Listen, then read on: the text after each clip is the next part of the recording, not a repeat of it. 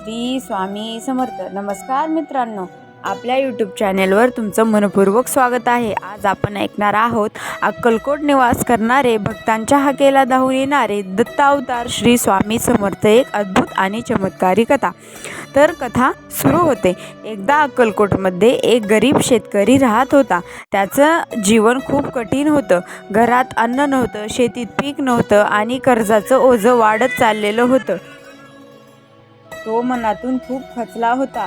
एक दिवस गावातल्या लोकांनी त्यांना सांगितलं, अक्कलकोटला जा, स्वामी समर्थांच्या चरणी जा, तेच तुझं दुःख दूर करतील.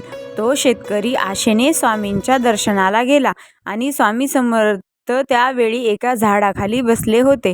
शेतकरी त्यांच्या चरणी पडला आणि रडत रडत म्हणाला, माझं आयुष्य संपलं आहे स्वामी, मला वाचवा.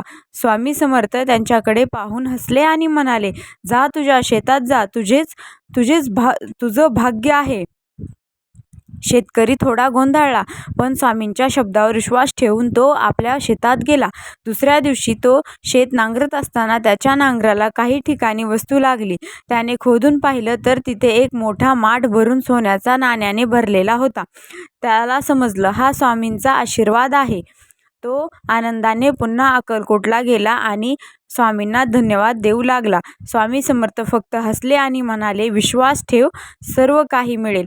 तर या कथेचा संदेश असा आहे मित्रांनो, या कथेत आपल्याला एक मोठा संदेश मिळतो. स्वामी समर्थांवर श्रद्धा आणि विश्वास ठेवला तर ते आपल्या जीवनातील प्रत्येक संकट दूर करतात.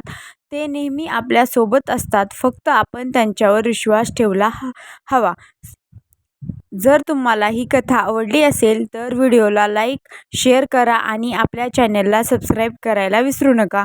पुन्हा भेटूया अशाच भक्तिमय आणि प्रेरणादायी कथेसोबत. श्री स्वामी समर्थ.